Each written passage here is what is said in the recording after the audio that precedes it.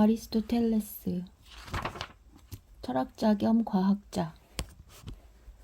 소피야, 너는 분명 플라톤의 이데아론을 이상하게 생각했을 거야. 너만 그런 생각을 했던 건 아니야. 내가 모든 이론을 있는 그대로 받아들였는지 아니면 몇 가지 비판적인 이의를 제기했는지는 잘 모르겠구나.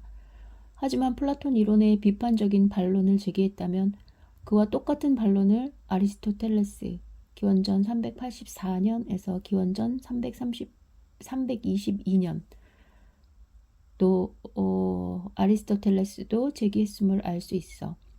아리스토텔레스는 약 20년 동안 플라톤의 아카데미를 다닌 플라톤의 제자였다. 그는 아테네 사람이 아니라 마케도니아 출신이야. 플라톤이 61살일 때 18살이었던 아리스토텔레스가 아카데미에 입학했다. 아리스토텔레스의 아버지는 명망 있는 의사, 다시 말해 자연과학자였다. 이러한 가정 환경 역시 아리스토텔레스의 철학 구상에 대해 시사하는 바가 있다. 아리스토텔레스의 가장 큰 관심사는 바로 생동하는 자연이었다. 그는 위대한 그리스 철학자 가운데 최후의 인물이자 유럽 최초의 생물학자였다. 플라톤은 영원한 형상 혹은 이데아에 깊이 빠져 연구했고 자연 변화에 대해서는 거의 관심을 기울이지 않은 반면에 아리스토텔레스는 오늘날 우리가 자연 진행 과정이라고 표현하는 바로 그 자연 변화에 관심을 쏟았다. 플라톤은 감각 세계엔 완전히 등을 돌렸고 우리 주위에서 볼 수 있는 것들을 등한시했다. 그렇지만 아리스토텔레스는 정반대로 자유로운 자연 속에서 물고기와 개구리, 아네모네와 양귀비꽃을 연구했다. 그러니까 플라톤은 오직 이성에 의지했고 아리스토텔레스는 반대로 감관에 의지했다고 말할 수 있다. 특히 두 철학자의 저술 방식에서 분명한 차이를 발견할 수 있다. 플라톤이 시인이자 신화 작가였던 반면 아리스토텔레스가 쓴 책들은 마치 사전처럼 상세하면서 무미건조했다. 그 대신 가장 참신한 자연 탐구가 저술의 바탕이 되었다. 아리스토텔레스가 썼다고 하는 약 170여 가지 저서 가운데 47가지가 지금까지 보존되었는데 이 저서들은 모두 완성된 책이 아니다. 대부분이 강의 초록인데 그 시대의 철학은 입에서 입으로 전하는 학문이었기 때문이다. 아리스토텔레스가 유럽 문화에서 갖는 의미는 우선 오늘날까지도 사용되는 여러 학술어를 만들어냈다는 데 있다. 그는 여러 학문을 기초하고 계통을 세운 위대한 체계 조직자였다. 아리스토텔레스가 학문 전반에 걸쳐 남긴 글의 분량이 방대하니까 우리는 여기서 아주 중요한 몇 가지 분야를 다루는 것에 만족하기로 하자. 플라톤에 관한 설명이 좀 길었지? 자, 그럼 이제 플라톤의 이데아론에 대해 아리스토텔레스가 제기한 반론을 들어보고 아리스토텔레스가 어떻게 독자적인 자연 철학을 형성했는지 살펴보자. 그 다음에 아리스토텔레스가 그 전에 자연 철학자들의 생각을 어떻게 집대성했는지 알아보고 그가 어떻게 개념들을 정리해서 논리학의 체계를 세웠는지 설명할게. 그리고 끝으로 아리스토텔레스의 인간관과 사회관에 관해 얘기할 거야. 인간은 타고나는 이데아는 없다. 인간이 타고나는 이데아는 없다. 플라톤도 이전의 철학자들처럼 만물의 변화 가운데 영원하고 불변하는 것을 찾아내려고 했다. 그래서 감각세계를 뛰어넘는 완전한 이데아를 발견했지. 게다가 플라톤은 이 이데아들이 자연현상보다 더 실제적이라고 생각했다. 말의 이데아가 제일 먼저 생겨났고 그 다음에 동굴벽에 어른거리는 그림자 같은 감각세계의 모든 말들이 생겨난 것이다.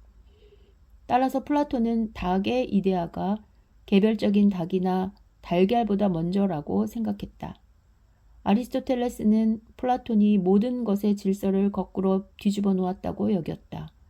아리스토텔레스는 각각의 말이 변화하고 그 어떤 말도 영원히 살 수 없다는 스승 플라톤의 말에 동의했다. 또 말의 형상은 그 자체가 영원 불변하다는 것도 맞는 말이라고 생각했다. 그러나 아리스토텔레스는 말의 이데아를 우리가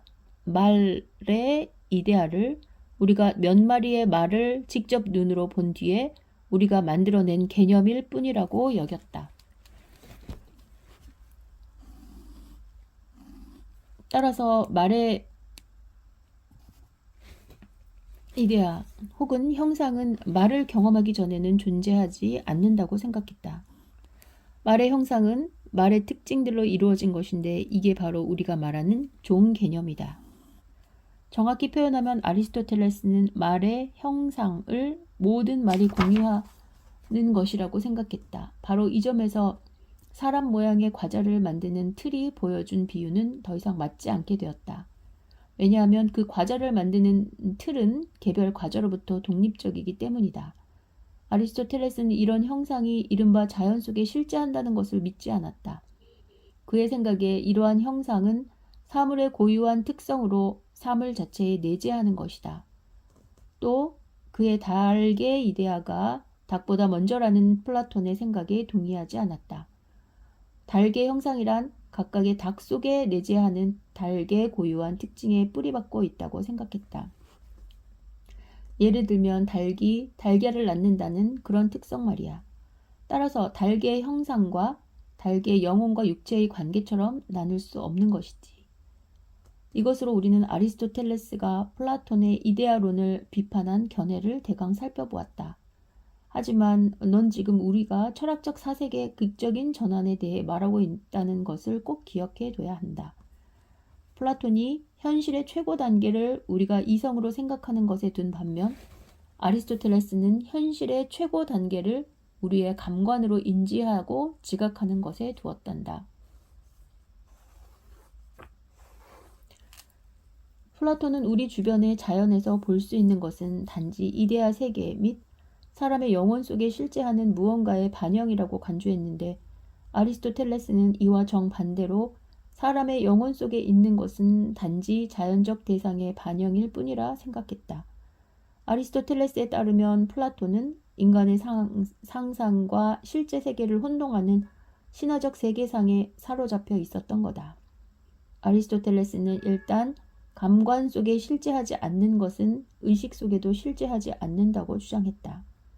하지만 플라톤은 이데아 세계에 먼저 실제하지 않는 것은 자연에 존재하지 않는다고 말했던 거다. 플라톤은 이데아 세계에 먼저 실제하지 않는 것은 자연에 존재하지 않는다고 말했을 거다. 아리스토텔레스는 이런 식으로 플라톤이 사물의 수를 쓸데없이 2배로 늘렸다고 생각했다. 플라톤은 말을 말의 이데아에 대한 증거를 통해 설명했다. 그러나 이것으로 그 설명이 충분할까? 내 말은 그렇다면 말의 이데아는 어떻게 생겨났냐는 것이지. 혹시 제3의 말이 있어서 말의 이데아는 또다시 제3의 말의 모사일 뿐인 것은 아닐까? 아리스토텔레스는 우리 마음속의 생각과 관념의 형태로 있는 모든 것은 우리가 보고 들음으로써 우리의 의식 속에 들어오게 되는 것이라고 생각했다. 그러나 우리에겐 선천적 이성이 있지. 즉 우리는 모든 감각적 표현을 서로 다른 무리와 등급으로 정리할 수 있는 천부적 능력을 타고난 것인데 그 능력을 통해 돌과 식물, 동물과 사람, 말과 가재, 그리고 카나리아 새에 대한 개념들이 생겨난 거다. 아리스토텔레스는 사람이 선천적 이성을 지니고 있다는 점을 부정하지 않았다. 아리스토텔레스에 따르면 이성이란 사람이 갖는 가장 중요한 특색이다. 그러나 우리가 아무것도 지각하지 않으면 우리 이성은 완전히 빈 상태이기 때문에 우리에겐 어떤 선천적인 이데아도 없는 것이라고 생각했다.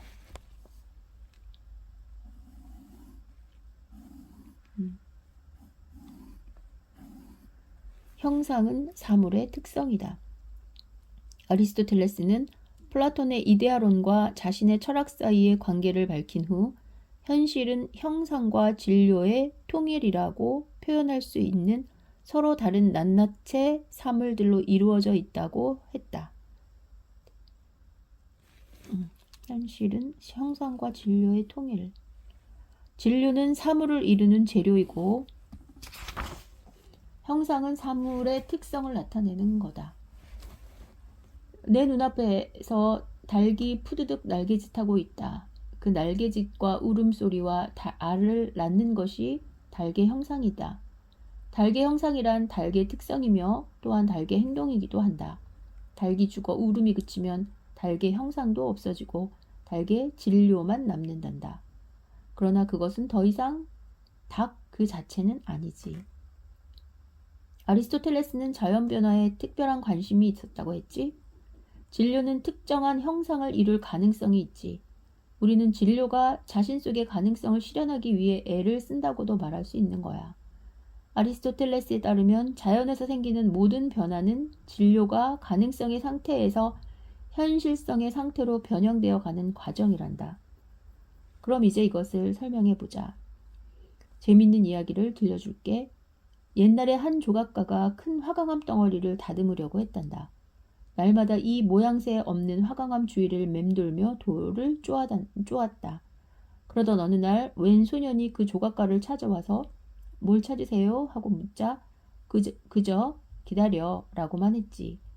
며칠 후 소년이 또 찾아왔는데 그때 조각가는 이 화강암으로 멋진 말 한 피를 조각해냈어.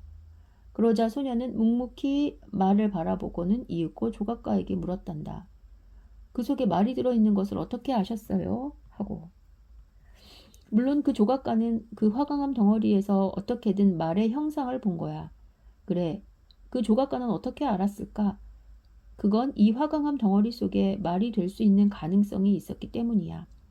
아리스토텔레스는 자연 만물은 특정한 형상을 실현할 가능성을 지니고 있다고 생각했다. 자, 이제 닭과 달걀 얘기로 돌아가 보자. 달걀은 닭이 될 가능성을 가지고 있지. 물론 모든 달걀이 다 닭이 되는 것은 아니야. 그 가운데 대부분은 달걀 안에 내재하는 형상을 실현하지 못한 채 반숙이나 오믈렛 또는 달걀 프라이가 되어 아침 식탁에 오르지. 하지만 달걀이 거위가 될 리는 없어. 그럴 가능성이 달걀 안엔 없는 거야. 사물의 형상은 사물의 가능성과 아울러 사물의 한계도 표현해 준단다. 아리스토텔레스가 형상과 진료에 관해 언급할 때 그는 살아있는 유기체만을 생각한 것이 아니야. 닭의 형상은 울음소리, 날갯짓, 알을 낳는 것이지만 돌의 형상은 아래로 떨어지는 것이지. 닭이 울지 않을 수 없듯이 돌은 아래로 떨어지지 않을 수 없어. 물론 내가 돌 한 덩어리를 집어 올려 높이 공중으로 던질 수도 있지만 돌의 속성은 아래로 떨어지는 것이니까 그 돌을 달나라까지 던질 수는 없겠지. 4가지 원인. 살아있는 것이든 죽은 것이든 모든 사물은 제각기 자신의 가능성을 표현하는 형상을 지니고 있다는 이야기에서 다른 주제로 넘어가기 전에 덧붙인 말이 있어. 아리스토텔레스는 자연에 내재하는 여러 인과관계에 관해 아주 주목할 만한 견해를 가지고 있었어. 우리가 일상의 삶에서 이러저러한 원인에 대해 말하는 것은 어떤 일이 어떻게 일어날 수 있느냐는 거야. 창문이 깨진 것은 페터가 돌을 던졌기 때문이며 구두 한 짝이 생기려면 구두장이가 여러 장의 가죽을 꿰매야 하지. 그러나 아리스토텔레스는 자연 안에 여러 가지 유형의 원인이 있다고 생각했다. 그 가운데서도 특히 아리스토텔레스가 목적 원인이라고 부르는 것을 정확히 이해하는 게 중요해. 깨진 창문을 보면 왜 창문이 깨졌는지 그리고 누가 돌을 던졌는지 하는 것뿐만 아니라 왜 페터가 돌을 던졌는지 묻는 것이 당연할 거야. 다시 말해 우리는 페터가 무슨 의도로 어떤 목적을 위해 그런 짓을 했는지 묻게 되는 것이지. 구두를 만드는데도 어떤 의도나 목적이 중요한 역할을 한다는 것은 전혀 의심할 필요가 없어. 그런데 아리스토텔레스는 자연에서 볼 수 있는 물리적 현상에 대해서도 목적 원인을 적용했단다. 비는 왜 올까? 물론 학교에서 수증기가 냉각되어 물방울로 맺혀 무거워져 결국 땅으로 떨어지는 거라고 배웠겠지. 내가 그렇게 말하면 아리스토텔레스도 인정하며 고개를 끄덕였을지도 몰라. 하지만 내가 열거한 3가지 원인에 아리스토텔레스가 덧붙여 얘기할 수가 있어. 비의 재료라는 원인 혹은 진료 원인은 대기가 차가워졌을 때 바로 거기에 수증기라는 진료가 있었다는 사실을 말해. 작용하는 원인, 즉 작용 원인은 수증기를 냉각시키는 일을 뜻해. 그리고 형상적인 원인, 형상 원인은 바로 땅에 떨어지는 것이 물의 본성 혹은 물의 형상이라는 사실이야. 여기서 내가 설명을 그치면 아리스토텔레스는 이렇게 덧붙일 거야. 비가 내리는 것은 식물과 동물이 자라는 데 필요하기 때문이라고 말이야. 그러니까 이것이 비의 목적 원인인 셈이지. 보시다시피 아리스토텔레스는 물방울 하나에도 일종의 삶의 과제와 의도를 부여했단다. 이 모든 사실을 거꾸로 말할 수도 있어. 식물이 자라는 것은 습기가 있기 때문이라고. 그 차이를 알겠니? 아리스토텔레스는 자연의 모든 것에는 한 목적성이 깃들어 있다고 믿었단다. 식물이 자라기 위해 비가 내리고 오렌지와 포도가 여무는 것은 사람이 그것을 먹을 수 있게 하기 위해서라고 그는 생각했지. 오늘날 현대과학은 더 이상 그렇게 여기지 않아. 우리는 양분과 습기는 사람과 동물이 살 수 있는 필요 조건이라고 말하지. 이러한 조건을 충족하지 못하면 우리는 생존할 수 없지만 그렇다고 우리를 먹여 살리는 것이 오렌지나 물이 갖는 의도는 아니야. 네 가지 원인설로 볼 때 우리는 아리스토텔레스가 오류를 범했다고 말할 수 있지만 너무 성급한 판단을 내리지는 말자. 많은 사람들은 사람과 동물이 살 수 있도록 신이 이 세계를 창조했다고 믿고 있어. 이런 관점에서라면 사람과 동물이 살기 위해선 물이 필요하기 때문에 강에 물이 흐른다고 주장할 수도 있을 거야. 그러나 그런 경우 우리는 신의 목적과 의도에 대해서 말하는 것이지 빗방울이나 강물이 우리에게 호의를 가졌다고 말할 수는 없단다. 논리학. 진료와 형상을 구분하는 것은 아리스토텔레스가 세계의 만물에 대한 인간의 인식 방법을 설명하는 데에도 중요한 구실을 해. 어떤 것을 인식할 때 우리는 사물들을 서로 다른 그룹과 범주로 정리하지. 내가 말 한 마리를 보고 다른 말을 보고 또 다른 말을 봤어. 이 말들은 완전히 똑같지는 않지만 공통된 어떤 것이 있는데 그것이 바로 말의 형상이야. 그에 반해 말에 따라 서로 다르고 개별적인 것은 말의 진료에 속하지. 우리는 세상에서 마주치는 여러 존재들을 각각 다른 서랍 속에 분류해 넣지. 소는 외양간에, 말은 마구간에, 돼지는 돼지우리에, 그리고 닭은 닭장에 넣지. 소피 아문젠이 자기 방을 정돈할 때도 이런 일을 할 거야. 책들은 책장에 꽂고 교과서는 책가방에 넣으며 신문은 서랍 안에 넣어두지. 옷가지는 착착 잘 접어 네이는 장롱 한 칸에, 스웨터는 다음 칸에 가지런히 넣고 양말은 장롱 서랍에 집어넣지. 똑같은 일이 우리 머릿속에서도 일어난단다. 우리는 돌로 만든 물건과 양털 제품 그리고 고무로 된 것들을 구분해 놓는다. 또 대상물을 구분할 때 산 것과 죽은 것으로 나누며 식물, 동물, 사람으로 나누어 생각한다. 이해할 수 있겠지? 아리스토텔레스는 한 소녀의 방처럼 자연을 철저하게 정돈하려고 했어. 자연 만물이 다양한 그룹과 그 하위 그룹에 속한다는 걸 증명하려고 했지. 소피야, 이제 내 방으로 올라가 보렴. 그리고 아무거나 하나 바닥에서 집어 무엇을 집든지 상관없어. 내가 집은 것이 그 부류 중에서 꽤 높은 등급에 속한다는 사실을 곧 깨닫게 될 거야. 내가 분류해낼 수 없는 무엇을 내가 직접 보게 되면 아마도 커다란 충격을 받겠지. 예를 들어 내가 식물계에 속하든지 동물계에 속하는지 광물계에 속하는지 단정 지을 수 없는 물체를 발견하면 너는 손도 대지 못할 것 같구나. 내가 식물계, 동물계, 광물계에 관해 얘기했지. 마침 아이들 놀이 하나가 생각나는구나. 술래가 된 불쌍한 개구쟁이를 문 밖으로 쫓아내고 그동안 술래가 알아맞혀야 할 것을 다른 아이들이 생각해내는 거야.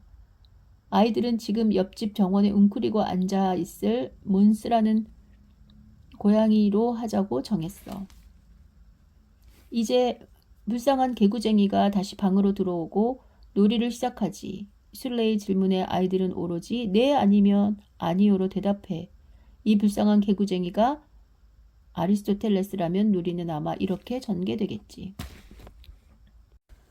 형체가 있는 것입니까? 네. 광물입니까? 아니요. 살아있습니까? 네. 식물입니까? 아니요. 동물입니까? 네. 새입니까? 아니요. 포유동물입니까? 네. 살아있는 동물입니까?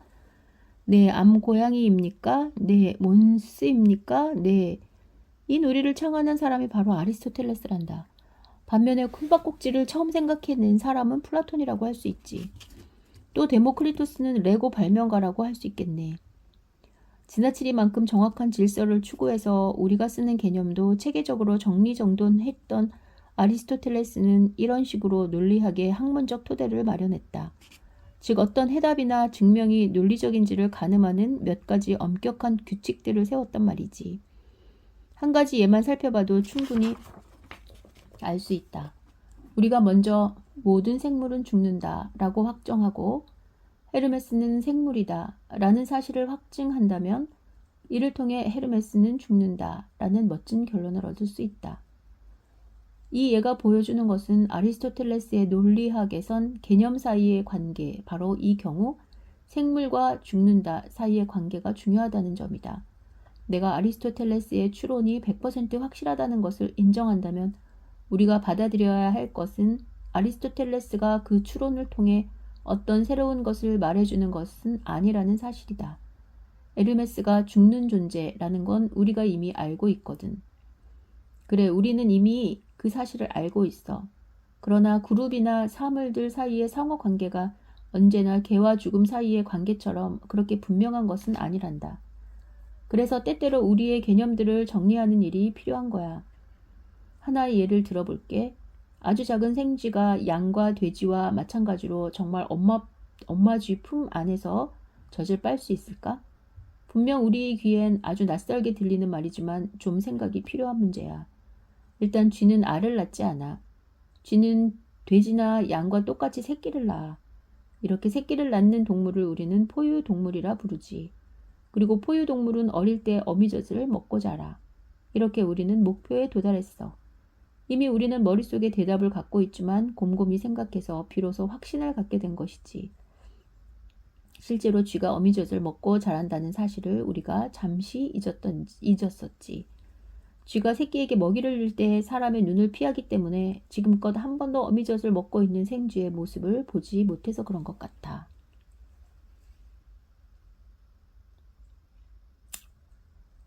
자연의 사다리. 존재하는 모든 것에 질서를 부여하려 한 아리스토텔레스는 우선 자연의 모든 현상을 두 가지 주요 그룹으로 분류했어. 자연의 한쪽에는 돌멩이와 물방울과 흙부스러기 따위의 영혼 없는 사물들이 있어. 영혼을 갖지 못한 이런 것에는 스스로 변화할 수 있는 능력이 없지. 오직 외적인 작용에 의해서만 변화할 수 있는 거야. 다른 쪽에는 스스로 변화할 수 있는 능력을 가진 것들이 있는데 그것이 바로 생명체야. 아리스토텔레스는 자연이 영혼 없는 사물에서 점차 생물체로 나아간다고 생각했어. 영혼이 없는 사물계 다음으로 식물계가 생겨났어. 이 식물계는 영혼이 없는 사물계와 비교하면 영혼이 있는 듯이 보이지만 동물과 비교하면 거의 영혼이 없는 것처럼 보이지. 끝으로 그는 생물체를 두 가지 종속 그룹으로 나누었는데 그것이 사람과 동물이야.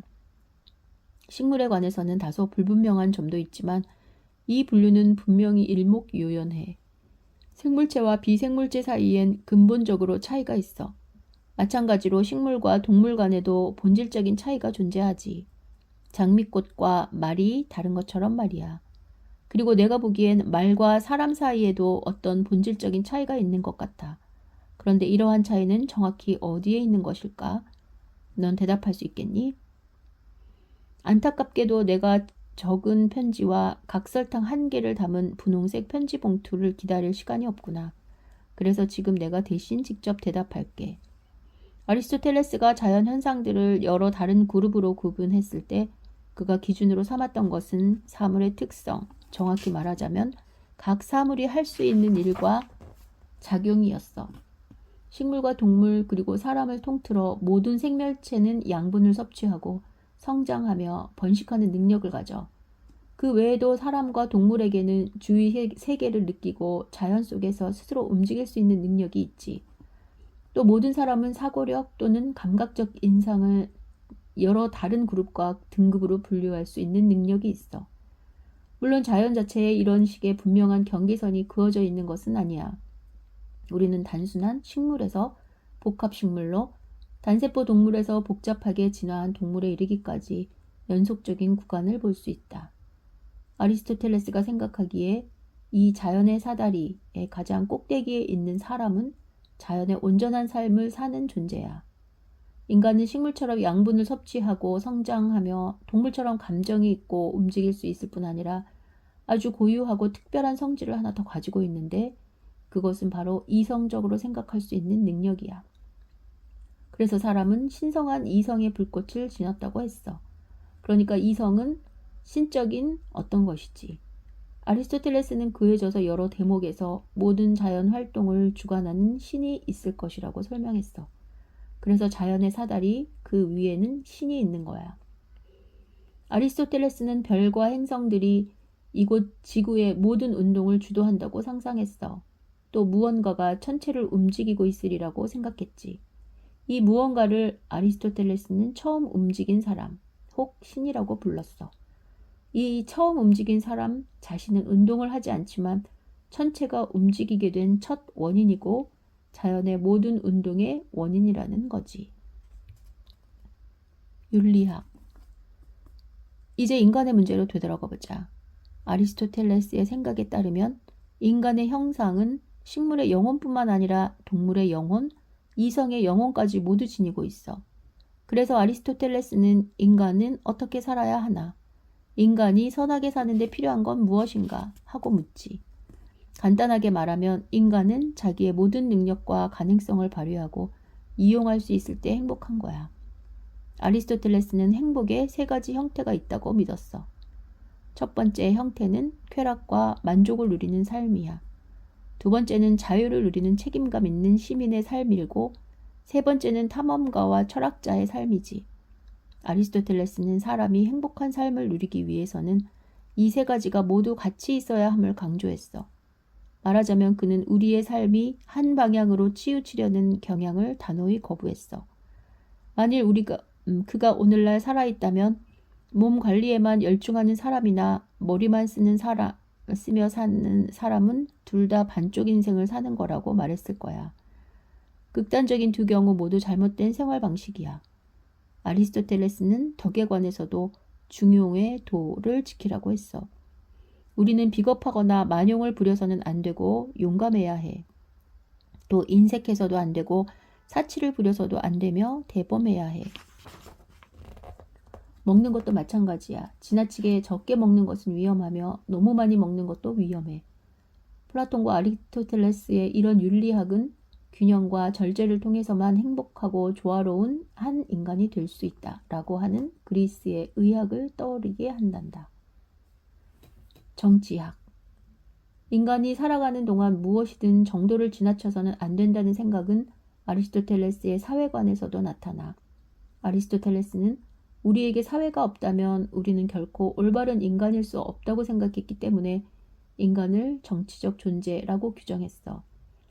아리스토텔레스는 가정과 마을은 비교적 낮은 수준의 생활에 필요한 것, 즉 양식과 온기, 그리고 부부 생활과 자녀 양육을 충족해 줄 수 있을 뿐이므로 인간 공동체의 최고 형태는 오직 국가라고 했어. 여기서 국가를 어떻게 조직해야 할지 의문이 생기지? 하지만 아리스토텔레스는 여러 가지 훌륭한 국가의 형태들을 예로 들었어. 그중 하나가 단 한 명의 국가 원수를 수반으로 하는 군주제야. 군주국가가 훌륭하게 실현되려면 한 사람의 지배자가 자기 이익을 위해 국가를 주무르는 독재 정치로 전락해서는 안 돼. 그 다음으로 든 국가 형태는 귀족제야. 귀족제에는 크고 작은 무리의 통치자들이 존재해. 이러한 국가 형태에서는 오늘날 군사혁명위원회 같은 것에서 보듯 몇몇 소수 인물이 통치권을 장악하는 것을 경계해야 해. 세 번째는 민주제야. 그러나 이 민주정치도 나름대로 결점이 있는데 바로 쉽게 중우정치가 될 가능성이 있다는 거야. 가로, 독재자 히틀러가 독일의 국가 원수가 되지 않았다 하더라도 수많은 나치들이 이 끔찍한 중우정치를 펼칠 수도 있었지. 여성관. 마지막으로 아리스토텔레스의 여성관에 대해 말해볼게. 그의 여성관은 플라톤의 여성관만큼이나 실망스러워서 유감이야. 원래 아리스토텔레스는 여성이란 뭔가 부족한 존재라고 생각했어. 여성을 불완전한 남성이라고 생각했던 거야. 여성은 생식 기능이 수동적이고 남성은 능동적이라는 거야. 그래서 아이는 남성의 특성만을 물려받는다고 믿었어. 아이의 모든 특성은 이미 남성의 정자 속에서 완성된다고 말이야. 여성이 단지 씨앗을 받아서 생산하는 토양이라면 남성은 씨를 뿌리는 사람이라는 거야. 정말 아리스토텔레스답게 말하자면 남성은 형상을 제공하고 여성은 진료를 제공하지. 다른 문제에서는 그토록 명석했던 아리스토텔레스가 그렇게 그릇된 여성관을 가졌던 건 놀랍고 심지어 슬프기까지 해. 하지만 이건 두 가지 사실을 시사하고 있어. 첫째, 아리스토텔레스는 여자나 아이들의 삶에 대한 경험이 많지 않았어. 둘째, 이것은 남성이 철학과 학문 분야를 독점하면 모든 일이 어떻게 왜곡될 수 있는지 보여주고 있어. 아리스토텔레스의 그릇된 여성관은 중세에 이르러 지배적인 여성관으로 자리 잡았어. 교회마저 아무런 성서적 근거가 없는 그런 여성관을 이어받게 되었어. 예수는 여성을 싫어하진 않았는데 말이야. 여기서 이만 말을 마칠게. 헬레니즘. 너는 이미 자연 철학자들 소크라테스, 플라톤, 아리스토텔레스에 대해 들었지? 그것으로 넌 유럽 철학의 기초를 알게 된 거야. 지금까지는 흰 편지봉투로 예비 지적 훈련을 받은 거야. 이제 내게 기원전 4세기 말에 아리스토텔레스부터 서기 400년경의 중세 초기까지의 긴 기간에 대해 이야기하려고 해. 우리가 기원전과 서기를 쓰고 있다는 건 알고 있지? 이 시기에 가장 중요하고 특이한 것은 바로 기독교야. 아리스토텔레스는 기원전 322년에 죽었고 그 사이 아테네는 주도적 역할을 상실하고 있었어. 그것은 무엇보다도 알렉산드로스 대왕 기원전 356년에서 기원전 323년 내 정복 결과로 생긴 거대한 정치적 변혁과 연관이 있어. 알렉산드로스 대왕은 마케도니아의 왕이었어. 아리스토텔레스 역시 마케도니아 출신이며 얼마 동안 어린 알렉산드로스의 선생님이었지. 알렉산드로스는 페르시아와 싸워 최후의 결정적인 승리를 거두었어. 그리고 한 가지 덧붙이자면 수많은 출정을 통해 이집트와 인도에 이르는 오리엔트 전체를 그리스 문명과 연결시켰어. 이렇게 인류사에 완전히 새로운 시대가 시작되었어. 즉 그리스 문화와 그리스어가 지배적인 역할을 하는 국제적인 공동체가 생겨난 거야. 대략 300년간 지속된 이 시기를 종종 헬레니즘 시대라고 부르지. 헬레니즘이란 당시 세계의 큰 지역인 마케도니아, 시리아, 이집트에서 융성했던 그리스 문화를 뜻해. 대략 기원전 50년경부터 로마가 정치적 군사적 패권을 넘겨받았어. 이 새로운 강대국이 헬레니즘 제국들을 차례로 모두 정복하고 나자 그때부터 로마 문화와 라틴어가 서쪽의 스페인에서부터 아시아까지 깊숙이 파고들며 지배적 문화의 언어가 되었지. 이와 더불어 로마 시대가 시작되었어. 고대 후기라고 말하기도 한단다. 그러나 한 가지 주의해야 할 것이 있어. 로마인들이 헬레니즘 세계를 정복하기 전에 로마 자체는 그리스의 문화적 식민지가 되어 있었기 때문에 그리스가 정치적 힘을 상실한 뒤에도 그리스 문화와 그리스 철학은 여전히 중요한 역할을 할 수 있었지.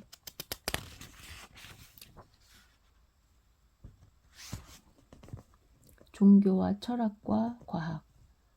헬레니즘은 여러 나라와 문화의 경계가 사라짐으로써 형성되었어. 이전에는 그리스인, 로마인, 이집트인, 바빌로니아인, 시리아인, 페르시아인들이 각기 고유한 종교적 틀에서 자기들의 신을 숭배했지만 이제 여러 문화들이 종교적, 철학적, 과학적 관념으로 이루어진 단 하나뿐인 마녀의 큰 가마솥에서 뒤섞이게 된 거야. 도시의 장터가 세계적 규모의 광장으로 대치되었다거나 할까? 예전에 시장에서도 갖가지 물건 혹은 서로 다른 생각과 이념들을 파는 목소리들이 뒤엉킬 때가 있었는데 이제 그 시장이 새롭게 전 세계의 물건과 이념으로 가득 찬 거야. 그래서 목소리도 갖가지 언어로 뒤엉켰지. 그리스의 관념들은 고대 그리스 지역을 훨씬 벗어나 멀리까지 영향을 주었는데 이제는 지중해 전역에서 거꾸로 동방의 신들을 숭배했어. 신과 종교적 관념들을 옛 문화권에서 빌려온 새로운 종교가 몇 가지 생겨났어. 우리는 이걸 싱크리티즘이라고 한단다. 예전 사람들은 자기가 민족과 국가에 결속되어 있다고 믿었어. 그러나 민족과 국가 사이의 경계가 점점 사라지면서 많은 사람들이 인생 간의 의구심과 불안을 느끼게 되었어. 고대 후기는 어디서나 종교적 의구심, 문화적 해체, 비관주의 문화를 지배했지. 비관주의가 문화를 지배했지. 사람들은 세계는 낡았다 라고 말했어. 이 시기에 생겨난 새로운 종교는 공통적으로 죽지 않고 살 수 있는 방법을 가르쳤어. 이러한 가르침의 대부분은 비밀스러웠지. 비밀 결사의 회원이 되어 특정 종교의식에 참여하는 사람은 영원히 죽지 않고 영생할 수 있다는 믿음을 가졌어. 이때 영혼을 구하기 위해서는 우주의 진정한 본질을 확실히 이해하는 것이 종교의식만큼 중요했어. 일반적으로 헬레니즘 철학은 딱히 독창적이진 않았어. 새로운 플라톤이나 아리스토텔레스가 나타나지도 않았지. 대신 앞으로 짤막하게 소개하겠지만 위대한 아테네의 세 철학자가 이제 열화 철학의 흐름에 중요한 영감을 주는 원천이 되었어. 헬레니즘의 과학 역시 여러 문화적 경험의 혼합으로 특징 지을 수 있었어. 이 부문에서는 이집트의 도시 알렉산드리아가 동방과 서방의 교차 지점에서 중요한 역할을 해냈지. 플라톤과 아리스토텔레스가 남긴 철학 학교들로 아테네가 철학의 수도 역할을 하는 동안 알렉산드리아는 과학의 중심지가 되었단다. 거대한 도서관과 더불어 이 도시는 수학, 천문학, 생물학, 의학의 중심이 되었지. 헬레니즘 문화는 오늘날의 우리 세계와 비슷해. 20세기 역시 점점 더 개방된 국제 공동체가 특징을 이루고 있잖니. 우리가 사는 시대에도 종교와 인생관이 크게 변했고 서기가 시작될 무렵 그리스인, 이집트인, 그리고 오리엔트인이 가졌던 신에 대한 관념을 로마에서 모두 접할 수 있었듯이 20세기 말을 사는 우리는 유럽의 각 도시에서 모든 대륙에서 발달한 종교적 관념들을 만날 수 있어. 종교와 철학과 과학, 이 세 분야에서 옛 것과 새 것의 혼합이 세계관의 장터에서 선보일 새로운 상품의 기초를 어떻게 형성할 수 있었는지는 지금 시대에도 볼 수 있어. 이처럼 새로운 지식, 거의 대부분은 실제로 헬레니즘까지 거슬러 가야 그 뿌리를 확인할 수 있는 오랜 사상의 핵심에서 유래된 거야. 앞에서 말했듯이 헬레니즘 철학은 소크라테스, 플라톤, 아리스토텔레스가 제기한 문제들을 더 자세히 다루었어. 그들 철학의 공통점은 인간이 어떻게 하면 최선을 다해 살다 죽을 수 있는지 그 질문에 해답을 찾고자 했다는 거야. 이렇게 해서 윤리학이 하나의 안건이 되었어. 윤리학은 새로운 국제 공동체의 가장 중요한 철학적 구상이 되었지. 문제는 어디에 진정한 행복이 있고 어떻게 진정한 행복에 도달할 수 있느냐는 거야. 이런 철학의 흐름들 가운데서 4가지만 살펴보자. 키니코스 학파.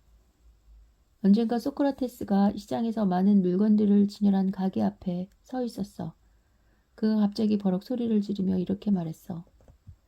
아테네 사람들이 살면서 얼마나 많은 물건이 필요한지 좀 보시오. 물론 소크라테스 자신은 거기 있는 물건들이 필요 없다는 말이었지. 기원전 400년경 아테네에서 안티스테네스가 창시한 키니코스 철학은 소크라테스의 이런 태도에서 출발했어. 안티스테네스는 소크라테스의 제자였고 키니코스 학파 철학자들은 진정한 행복이 물질적 사치, 정치적 권력, 건강과 같은 외적인 것에 있지 않다고 강조하고 도리어 그렇게 우연하고도 쉽게 사라지는 것에 의존하지 않는 것 자체가 참된 행복이라고 했어. 행복이 그런 것들에 달려있는 것이 아니기 때문에 누구나 행복을 얻을 수 있는 거야. 그래서 한번 진정한 행복을 이루면 다시는 잃어버릴 수 없지. 가장 잘 알려진 키니코스 학파 철학자는 안티스테네스의 제자인 디오게네스야. 그는 평생 거리의 통 안에서 살면서 옷 한 벌, 지팡이 하나, 빵주머니 하나 외에 아무것도 가지려 하지 않았다고 해. 언젠가 그가 알렉산드로스 대왕이 방문했을 때 바로 통 앞 양지 바른 곳에서 햇볕을 쬐고 있었어.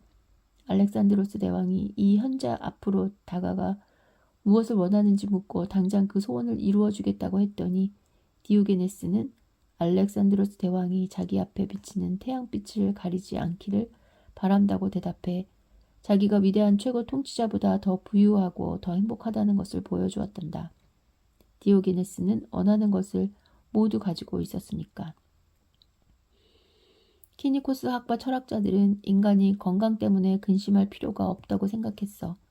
고통과 죽음조차 인간을 슬프게 하지 않는다는 말이지.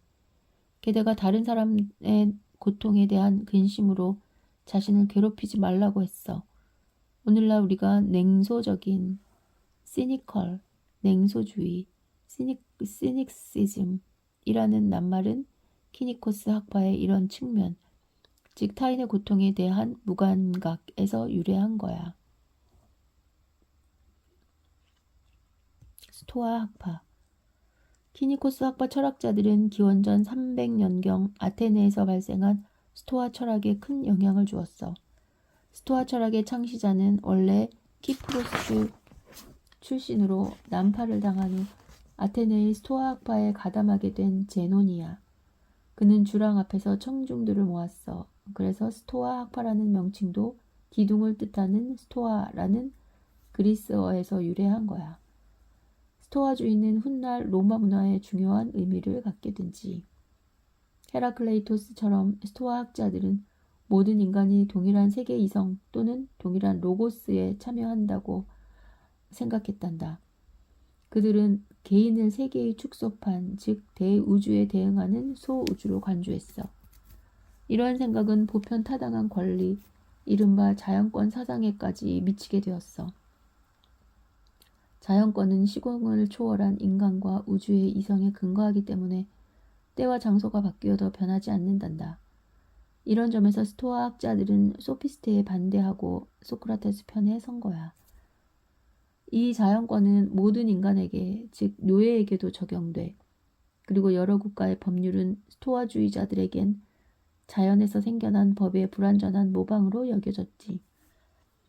스토아 학자들은 개인과 우주의 차이를 없애듯이 정신과 진료의 대립도 부인했어. 오로지 하나의 자연만 존재한다고 생각했는데 그런 견해를 이론론이라고 해. 이는 현실을 양분한 플라톤의 이원론과는 상반되는 것이지. 스토아 학자들은 시대의 진정한 총아이며 탁월한 세계의 시민이었으므로 동시대의 문화에 대해서는 통철학자들이라고 불리던 키니코스 학자들보다 더 개방적이었어. 그들은 인간의 공동체적 삶을 중요시하고 정치에 관심을 보였어. 그들 가운데 몇몇은 적극적인 정치가였는데 예를 들면 로마 황제 마르쿠스 아우렐리우스 121년에서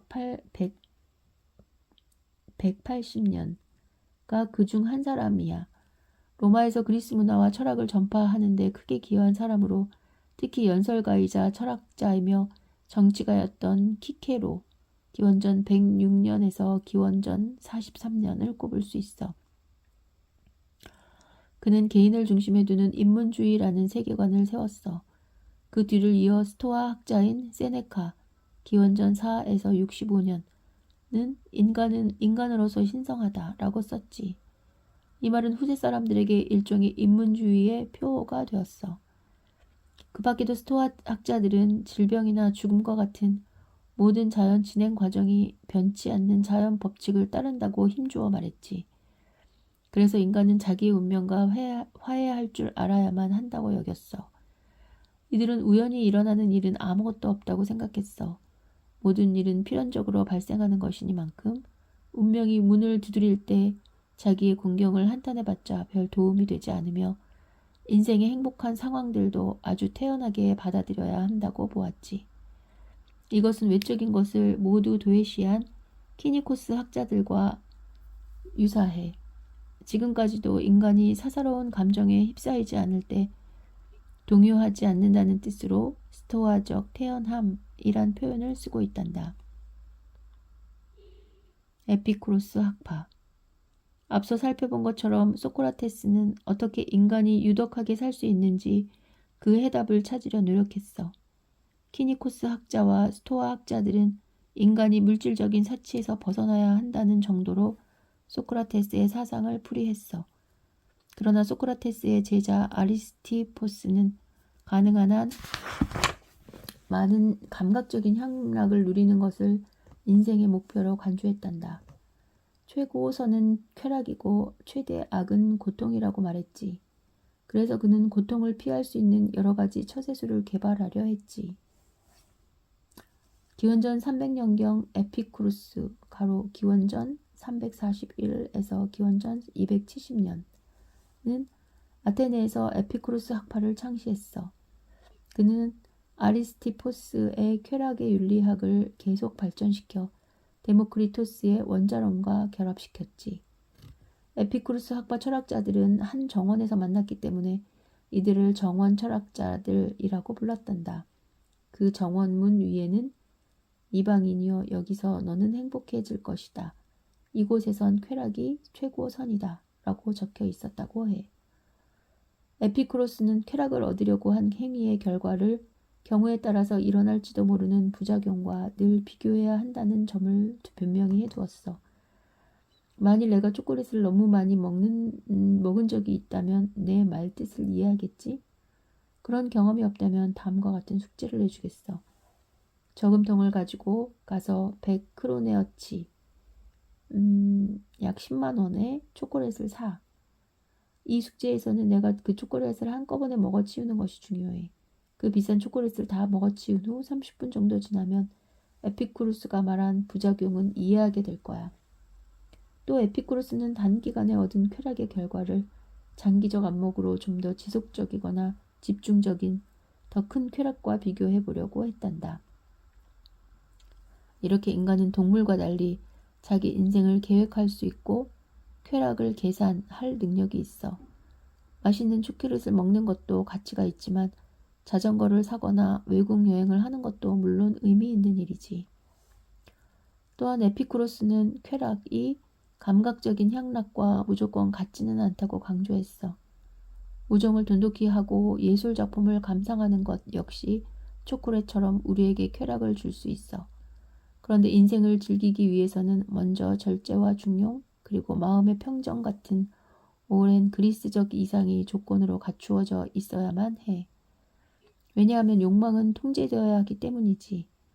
이런 식으로 우리들에게도 마음의 평정은 고통을 견디는 데 도움이 될 거야. 에피쿠로스의 정원을 찾는 사람들 중에는 종종 종교적 불안에 휩싸인 사람들도 있었어. 이런 점에서 볼 때 데모크리토스의 원자로는 종교와 미신에 대응하는 유용한 수단이었지. 선한 삶을 영위하기 위해서는 죽음에 대한 불안을 극복하는 것이 특히 중요하단다. 이 문제에서 에피쿠로스는 데모크리토스의 영원 원자 이론에 의존했어. 소피야, 우리가 죽으면 영원 원자가 사방으로 흩어지기 때문에 데모크리토스는 죽음 뒤의 삶을 믿지 않았다는 것 아직 기억하지?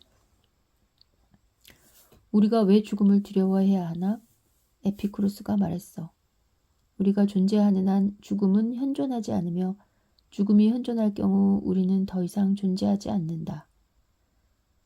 에피쿠로스는 직접 자기의 해방 철학을 4가지 치유법으로 요약했어. 우리는 신들을 두려워할 필요가 없다. 죽음에 대해선 전혀 근심할 필요도 없다. 선은 쉽게 얻을 수 있다. 두려움은 견뎌내기 쉽다. 철학자의 사명과 의사의 사명을 비교하는 것은 그리스에선 전혀 새로운 일이 아니었단다. 그런데 비교에 따르면 인간은 위에서 말한 4가지 중요한 약을 갖춘 철학 여행용 구급 상자를 준비해야 해. 스토아 철학자들과 달리 에피쿠로스 철학자들은 정치와 사회 문제에 별로 관심을 보이지 않았단다. 숨어서 살아라 하는 것이 에피쿠로스의 조언이었지. 그들의 정원을 오늘날의 생활 공동체와 비교할 수 있을 거야. 우리 시대에도 많은 사람들이 이 거대한 사회에서 안전한 섬이나 피난 항구를 찾고 있지. 에피쿠로스를 계승한 에피쿠로스 학파 철학자들은 일방적 향락을 추구하는 방향으로 나가게 되었단다. 그들의 모토는 지금을 만끽하라 였지. 오늘날 에피쿠루스주의자라는 말은 곧잘 나쁜 의미에서 향락지상주의자를 가리키는 말로 쓰이고 있다.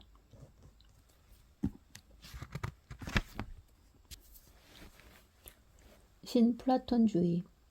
티니코스 학파, 스토아 학파, 에피쿠로스 학파가 소크라테스의 이론에 토대를 두었다는 걸 살펴보았어. 그 밖에도 소크라테스 이전 철학자인 데모크리토스와 헤라크레이토스 이론으로까지 거슬러 올라갔지. 반면에 고대 후기에 접어들어 가장 주목할 만한 철학의 흐름은 무엇보다도 플라톤의 이데아론에서 영감을 받은 신플라톤주의야. 신플라톤주의자 가운데 제일 중요한 철학자는 플로티노스, 가로 205년부터 270년경이야. 그는 알렉산드리아에서 철학을 공부하고 나중에 로마로 갔단다. 그가 이미 몇 세기 전에 그리스 철학과 오리엔트 신비주의의 거대한 교차 지점이었던 도시 알렉산드리아 출신이라는 것에 주목할 필요가 있어. 플로티노스는 자기 나름의 구원론을 로마로 들여왔어. 그의 구원론은 당시 차츰 세력을 얻어가던 기독교와 쌍벽을 이루는 중요한 경쟁 상대가 되었다고 해. 하지만 신플라톤주의는 역시 기독교의 신학에도 막대한 영향을 미쳤지. 플라톤의 이데아론 기억나지? 그가 이데아 세계와 감각 세계를 구분했다는 것도 말이야. 그렇게 플라톤은 인간의 영혼과 육체도 엄격히 구분했기 때문에 인간은 이중적 존재로 인식되었지. 플라톤에 따르면 우리의 육체는 감각 세계의 다른 만물이 그렇듯이 흙과 먼지로 이루어져 있지만 우리는 불멸하는 영혼도 지니고 있어. 물론 이러한 관념은 이미 플라톤 이전에 오랫동안 그리스에 널리 퍼져 있었어. 플로티노스는 그 밖에 이와 유사한 아시아의 관념들을 잘 알고 있었지. 플로티노스는 세계가 양극 사이에 고정되어 있다고 생각했어. 한 끝에는 플로티노스가 하나라고 이름 붙인 신의 빛이 있는데 그는 때때로 그 빛을 신이라고도 했어. 다른 끝에는 하나의 빛이 닿지 못하는 절대적 어둠이 지배하고 있다고 보았지. 그러나 플로티노스에겐 이 어둠이 근본적으로 절대 존재하지 않는다는 사실이 중요했어. 그의 생각에 따르면 어둠은 단지 빛이 없는 상태일 뿐이야. 물론 어둠은 존재하지 않아. 존재하는 유일한 것은 신 또는 하나지. 그러나 빛의 원천이 어둠 속에서 점차 사그러지듯 어느 지점에서는 신의 빛들이 미치는 범위 역시 한계에 도달하게 돼. 플로티노스에 따르면 진료는 본래 존재가 없는 어둠인 반면에 하나의 빛은 영혼을 비추고 있으며 자연 속의 형상들도 이 하나를 약하게나마 반영하고 있어. 소피야, 한밤중에 이글이글 타오르는 큰 불을 상상해봐. 사방으로 튀고 있는 불꽃을, 불을 에워싼 넓은 주변을 훤히 밝히겠지. 또 몇 킬로미터 떨어진 곳에서도 그 불빛을 볼 수 있어. 좀 더 멀리 가보더라도 여전히 한밤중에 흐릿한 가로등처럼 깜빡이는 아주 작은 불빛을 볼 수 있어. 이제 그 불에서 더 멀어지면 전혀 빛을 볼 수 없게 돼. 어느 지점에선가 밤을 밝히던 그 불빛이 사라져버리고 너무 어두워지면 우리는 아무것도 보지 못하게 돼. 그러면 그림자도 없고 윤곽도 없어지지. 이제 현실은 그런 불꽃에 빗대어 상상해보자. 타오르는 불은 신이고 외부의 어둠은 인간과 동물로 이루어진 차가운 진료란다. 신 이외에도 모든 창조물에 원형인 영원한 이데아들이 있어. 특히 인간의 영혼은 불꽃의 불씨야. 하지만 자연 어디에나 신성한 빛의 일부가 비치고 있어. 우리가 모든 살아있는 존재에게서 그것을 볼 수 있지. 그래서 한 송이 장미나 초롱꽃도 신적인 광휘를 지니고 있단다. 그에 비해 흙과 물과 돌은 살아있는 신으로부터 가장 멀리 떨어져 있지. 내 말은 우리가 두 눈으로 볼 수 있는 만물 속에 성스러운 신비가 깃들어 있다는 거야. 한 송이 해바라기나 양귀비 꽃책에서 신성한 빛이 번쩍이고 나뭇가지에 앉았다 날아가는 한 마리 나비에게서 아니면 어항에서 헤엄쳐 다니는 금붕어에게서도 헤아리기 어려운 신비를 더 느낄 수 있어. 그러나 우리는 우리의 영혼 속에서 신에게 가장 가까이 다가갈 수 있어. 우리는 오로지 영혼 속에서 거대한 인생의 비밀과 하나가 될 수 있지. 바로 그거야. 우리는 매우 드문 순간에 우리 자신을 이렇게 성스럽고 신비로운 것으로 체험할 수 있단다. 플로티노스가 영혼을 한 줄기 불꽃에 비유한 것은 플라톤의 동굴의 비유를 떠오르게 해. 동굴 입구에 가까이 갈수록 모든 존재의 근원에 더 가까워지게 되지. 그러나 플라톤이 명확히 현실을 양분한 것과 달리 플로티노스가 보여준 사고의 과정은 전체성 체험이 특징이야. 모든 것은 하나야. 왜냐하면 모든 것이 신이기 때문이지. 플라톤의 동굴 안에서 어른거리는 그림자도 플로티노스에게는 신적인 하나의 흐릿한 반영인 셈이지. 플로티노스가 자기의 영혼이 신과 융합된 것을 체험한 것은 일생 동안 몇 번밖에 되지 않았어. 이걸 신비주의의 체험이라고 해. 플로티노스만이 이를 체험한 것은 아니었어. 어느 시대와 문화를 막론하고 많은 사람들이 신의 체험을 이야기해왔어. 자신들이 겪은 체험을 각기 다르게 기술하고 있긴 해도 중요한 공통점이 많아. 그 공통점 가운데 몇 가지를 살펴보자.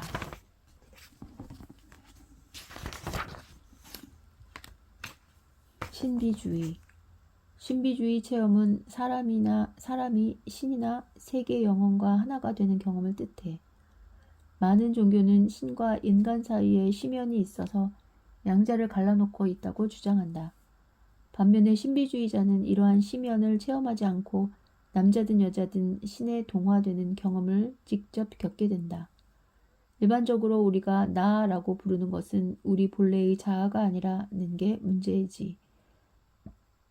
우리는 어떤 순간에 우리 자신이 더 큰 자아가 되는 체험을 할 수 있다. 많은 신비주의자가 이를 신이라고 했고, 다른 사람들은 세계 영혼, 전체 자연, 대우주라고도 했어.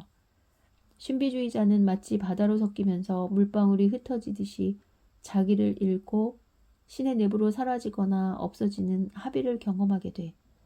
이를 가리켜 인도의 한 신비주의자는 내가 존재했을 때는 신이 존재하지 않았다.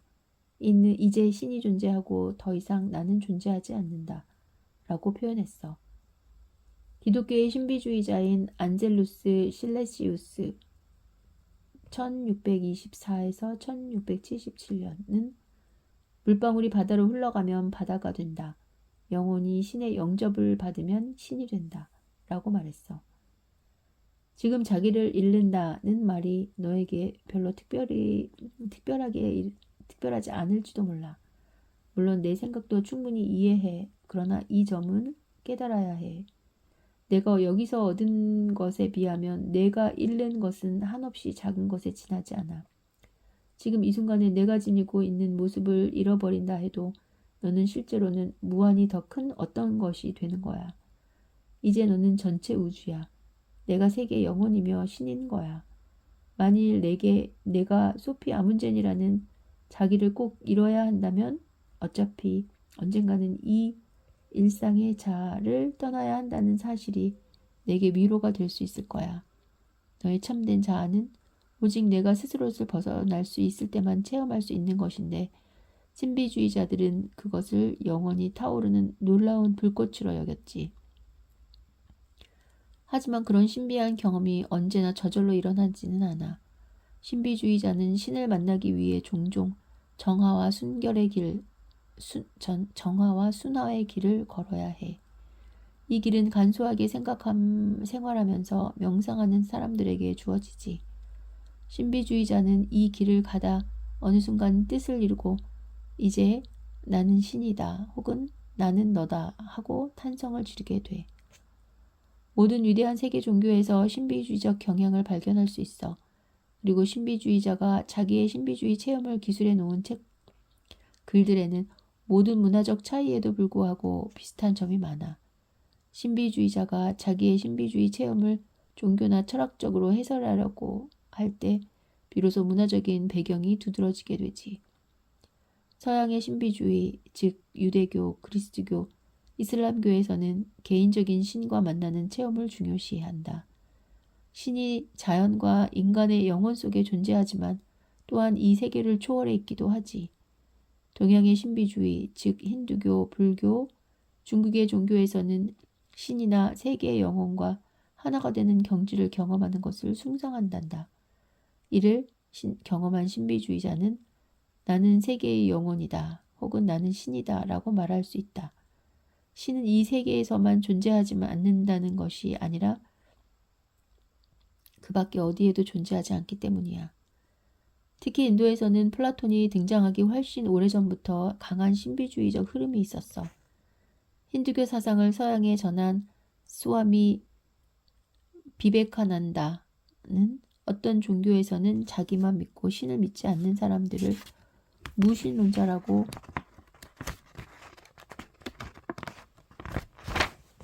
부르듯이 우리는 자기 자신을 믿지 않는 사람을 무신론자라고 말한다. 자기 영혼의 숭고함을 믿지 않는 것을 우리는 무신론자라고 말한다. 라고 표현했다. 신비주의 체험은 윤리학에서도 중요한 의미를 가져. 인도 대통령을 지닌 라다크리슈난이 내 이웃을 내 몸같이 사랑해야 한다. 내가 바로 내 이웃이기 때문이다. 내 이웃이 너 자신과 다른 사람이라고 믿는 것은 착각이다. 라고 말한 것처럼 말이야. 아무런 종교도 믿지 않는 현대인도 신비적 체험에 관한 이야기 할 수 있어. 갑자기 그들은 이상한 의식이나 바다와 같은 느낌이라고 할 만한 무엇을 체험해. 그들은 시간에서 풀려나는 것을 느끼고 영원한 시간의 세계를 체험하게 되지.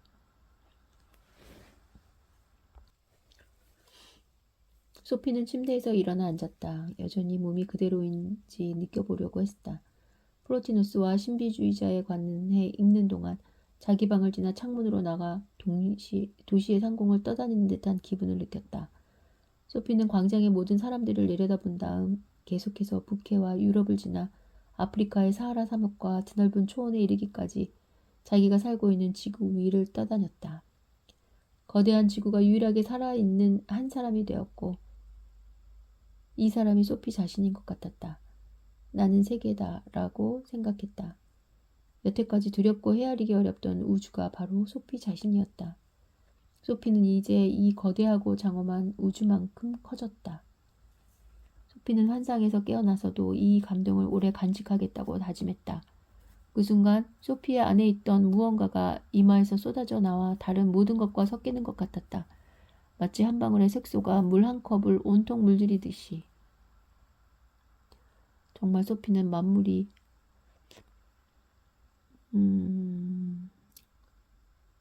신적인 자아라고 생각했을까? 소피가 한 줄기 불꽃 같은 영혼을 지녔다고 생각했을까? 만일 그렇게 생각했다면 소피는 이미 신적인 존재이다. 두 문화권. 우리는 헬레니즘 철학자들이 고대 그리스 철학을 어떻게 반복했는지 한술 더 떠 고대 그리스 철학자들을 교주로 치켜세우는 모습을 살펴보았어. 아마 플로티노스는 플라톤을 거의 인류의 구원자로 섬겼던 게지. 그러나 우리가 알기로는 여기서 이야기하는 헬레니즘 시기에 다른 구원자가 탄생했어. 그것도 그리스 로마 문화권 밖에서 말이야. 바로 라사렛의 예수였지. 이 장에서 우리는 어떻게 기독교가 서서히 그리스 로마 세계로 스며들었는지 살펴볼 거야. 마치 힐데의 세계가 우리 세계로 서서히 파고든 것과 비슷하지. 예수는 유대인이었고 유대인은 셈족 문화권에 속해. 그리스인과 로마인은 인도 게르만 문화권에 속하지. 그러니까 우리는 유럽 문명에 두 뿌리가 있음을 알 수 있어. 어떻게 기독교가 그리스 로마 문화와 서서히 섞이게 되었는지를 상세히 알아보기 전에 우리는 먼저 이 두 문화권의 뿌리에 대해 더욱 정확하게 살펴보아야 해. 인도 게르만인. 인도 게르만어를 사용하는 모든 나라와 문화를 인도 게르만어족이라고 불러. 핀란드 헝가리족, 가로 셈족 언어, 핀란드어, 에스토니아어, 헝가리어와 바스크족 언어를 제외한 모든 유럽 언어가 바로 인도 게르만어에 속하고 대부분의 인도어와 이란어도 인도 게르만어의 족에 속하지. 지금부터 약 4,000년 전에 인도 게르만 원주민이 흑해와 카스피해 지역에 살았다고 해. 이 인도 게르만 종족들은 커다란 유랑의 물살에 휩싸이게 되지. 남동쪽으로는 이란과 인도로, 남서쪽으로는 그리스, 이탈리아, 스페인을 향해, 서쪽으로는 중부 유럽을 거쳐 영국과 프랑스를 향해, 북서쪽으로는 스칸디나비아를 향해, 그리고 동유럽과 러시아를 향해 북쪽으로 뿔뿔이 흩어지게 되었단다. 이들 인도 게르만인들은 곳곳에 인도 게르만 문화 이전의 문화와 융합했지만 동시에 인도 게르만 종교와 언어 역시 중요한 역할을 했어. 따라서 고대 인도의 베다 성전과 그리스 철학, 그리고 심지어 스노리의 신화도 모두 친족 언어로 쓰인 거야. 스노리는 북유럽 신화를 바탕으로 에다를 쓴 시인이자 역사가. 하지만 언어만 유사한 것이 아니야. 대체로 비슷한 사고방식은 언어의 유사성에서 유래하잖아. 그러니까 이제 인도 게르만 문화권에 대해 이야기해보자. 인도 게르만 문화의 특징은 무엇보다 수많은 신들을 믿는다는 거야. 이를 다신교라고 해. 여러 신들의 이름과 중요하고 많은 종교 용어와 표현들을 인도 게르만 전 지역에서 찾아볼 수 있어. 몇 가지 예를 들어볼게. 고대 인도인은 하늘의 신 디아우스를 숭배했어. 이 신은 그리스어로 제우스를 말하고 라틴어로는 유피테르, 고대 북구어로는 티르라고 불러. 그러므로 디아우스, 제우스, 롭, L-O-V, 티르는 똑같은 단어의 다양한 변형이야. 북유럽의 바이킹족이 아제라고 부르는 신을 숭배한 것은 너도 알 거야. 제신이란 단어도 인도 게르만 전역에서 찾아볼 수 있지. 고대 그리스어 산스크리트어로 제신은 아수라이고 이란어로는 아후라야. 신을 의미하는 그 밖의 단어는 산스크리트어로는 데바, 이란어로는 데바, 라틴어로는 데우스, 고대 북구어로는 티부르란다. 북유럽에서는 그 외에도 다산의 신을 의미하는 독특한 여러 단어가 있어. 예를 들어 뇨르, 프레이, 프레야 등이지. 이러한 신들을 바넨이라고 표기했어. 이 단어는 라틴어에서 다산의 여신인 베누스라는 이름과 유사해. 산스크리트어에는 이와 유사한 단어인 바니란 말이 있는데 쾌락 또는 욕구를 의미해. 또 인도 게르만 전역의 여러 신화들 역시 친족 유사성이 분명하게 나타나.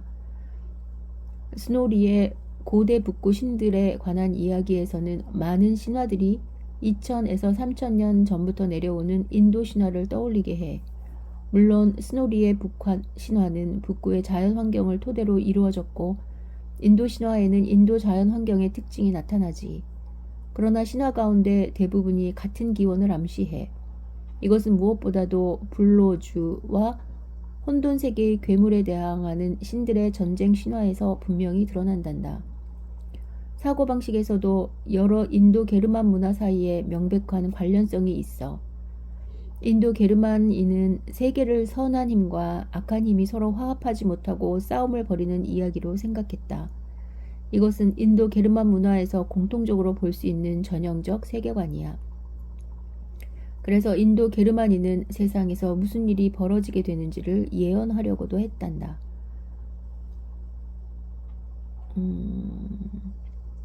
그리스 철학이 인도 게르만 지역에서 생겨난 점은 우연이라고 할 수 없어. 인도, 그리스, 북구의 신화는 철학적 또는 회의적 관찰 방식의 싹을 이미 내포하고 있는 것이다.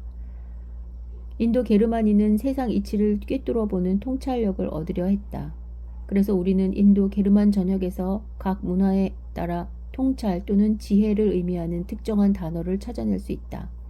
산스크리트어에서 이 단어는 비드야, V-I-D-Y-A고 비드야고 이 단어는 그리스어 이데, IDE와 같은 뜻이야. 그 단어는 너도 알다시피 플라톤 철학에서 중요한 의미가 있지. 라틴어로는 비데오인데 로마어로는 단순히 본다는 뜻이야. 영어에서 지혜를 뜻하는 wise와 wisdom 같은 단어를 독일어로는 weise 그리고 vision이라고 한다. 노르웨이어로는 그 단어는 위텐이고 인도어 비디아와 그리스어 이데와 라틴어 비데오는 동일한 어근에서 비롯되었어. 일반적으로 본다는 것이 인도 게르만인에게는 매우 중요한 의미가 있었던 것 같지? 인도인과 그리스인, 이란인과 게르만인의 문학은 거대한 우주관, 비전이 특징이야. 가로, 단어 비전은 라틴어 비데오에서 유래됐다. 가로, 그리고 신화에 나오는 사건에 대한 형상과 조각물을 만드는 일은 인도 게르만 문화에서는 흔히 있는 일이었단다. 마지막으로 인도 게르만인은 순환론적 역사관을 가졌어.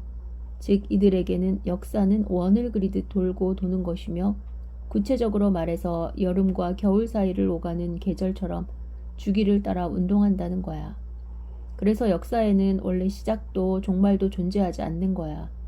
죽음과 탄생을 반복하는 영원한 변화 속에서 생성하고 소멸하는 다양한 세계의 이야기가 존재할 뿐이지. 동양의 2대 종교, 가로 힌두교와 불교는 인도 게르만 문화에 근원을 두고 있어. 이건 그리스 철학도 마찬가지란다. 우리는 한편으론 힌두교와 불교 사이에서 다른 한편으론 그리스 철학 사이에서 분명한 유사성을 발견하게 됐지. 오늘날에도 힌두교와 불교는 철학적인 성찰에 중점을 둔다는 명백한 특징을 지니고 있어. 힌두교와 불교에서는 만물의 신성이 존재하고 가로 범신론, 종교적인 통찰을 통해 인간이 신과 하나가 될 수 있음을 강조했어. 그러기 위해서는 대체로 엄격한 자기 성찰과 명상이 필요했기 때문에 소극적 태도와 은둔이 종교적 이상으로 여겨질 수 있었지. 그리스 세계에서도 많은 사람들이 영혼의 구원을 위해 금욕적 또는 종교적인 은둔 생활을 해야 한다고 생각했고, 중세 수도원 생활의 몇 가지 근본 원리는 이런 그리스 로마 세계의 관념에 근거를 두고 있다 한다.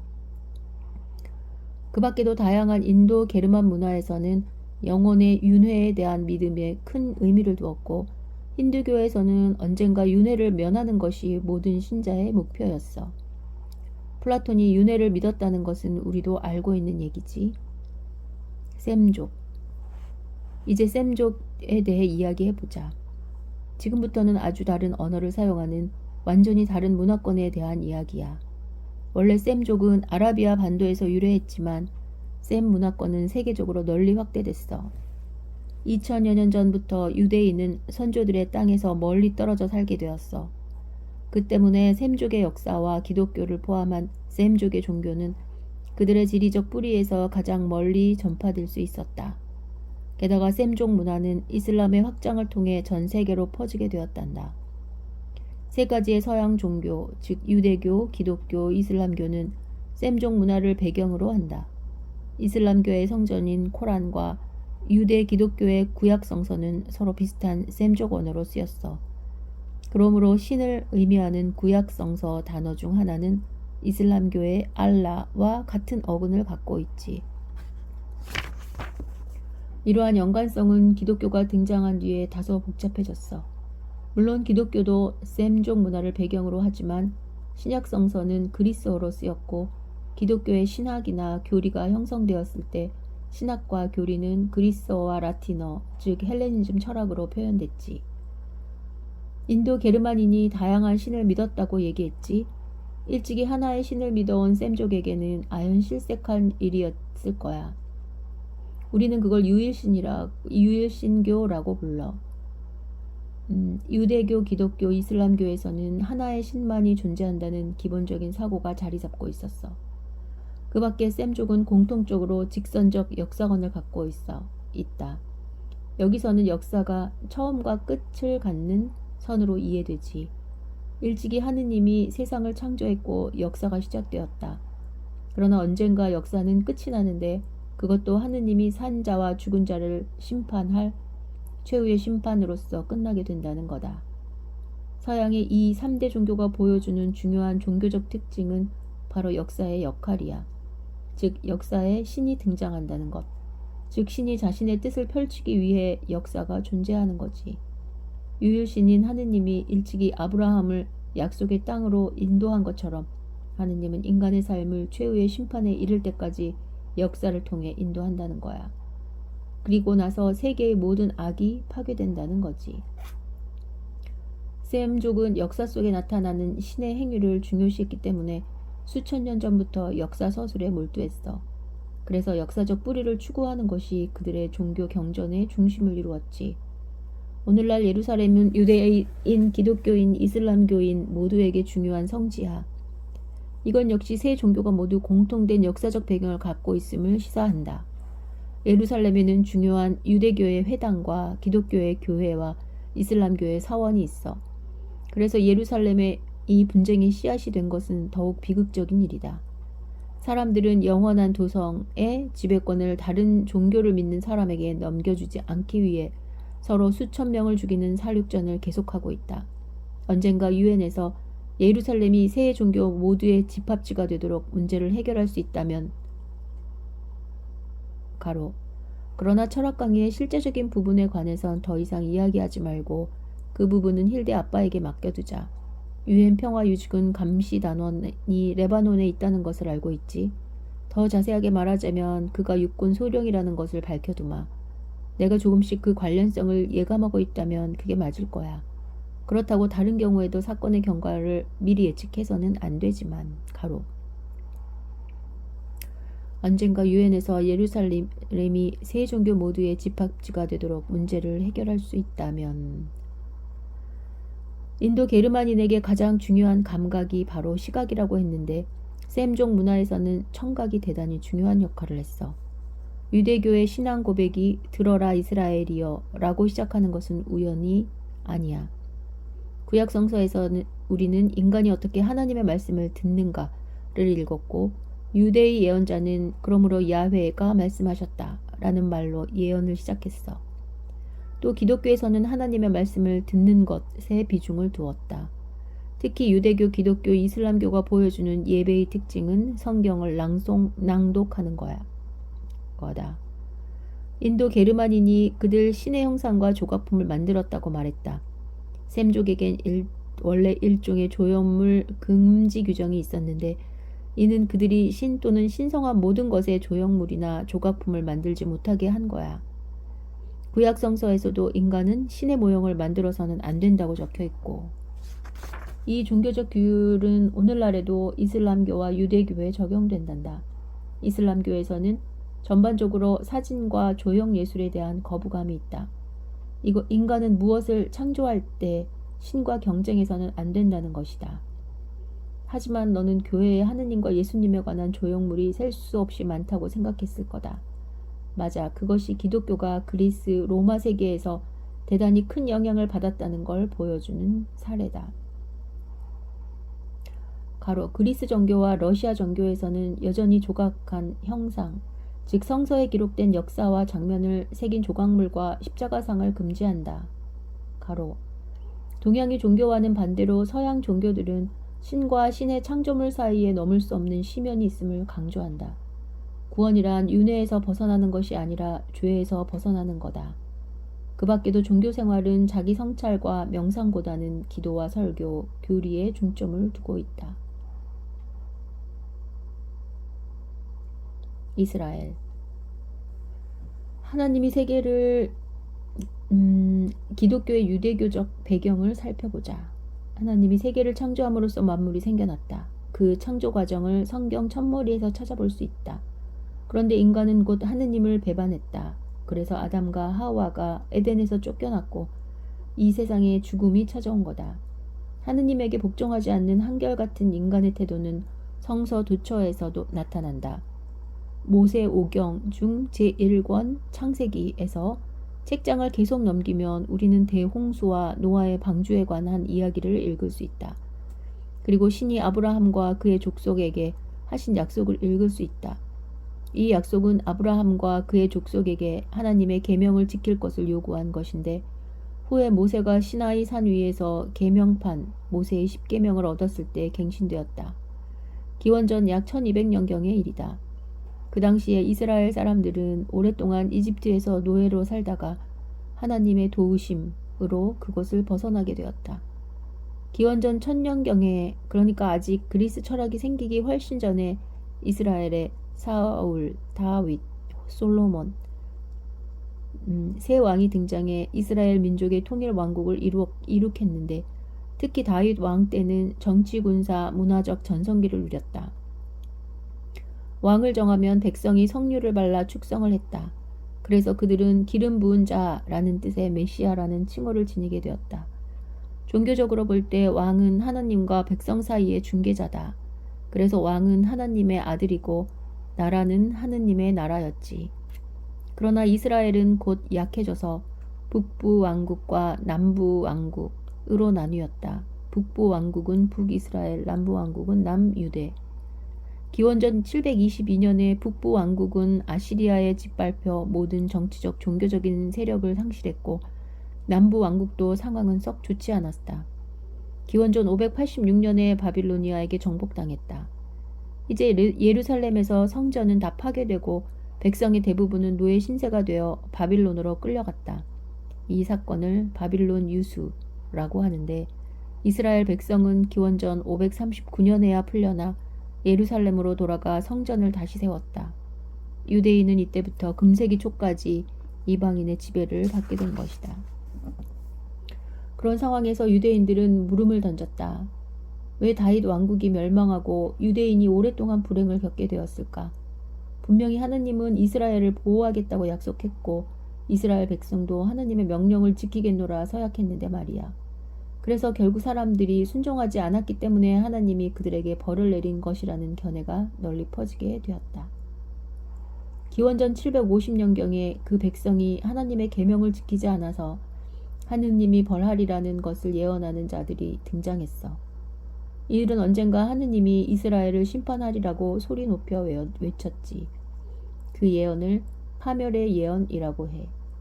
그 후에는 하느님이 곧 남은 백성들을 구원하고 다윗의 자손을 평화의 왕으로 삼으리라고 예언하는 자들도 등장했어.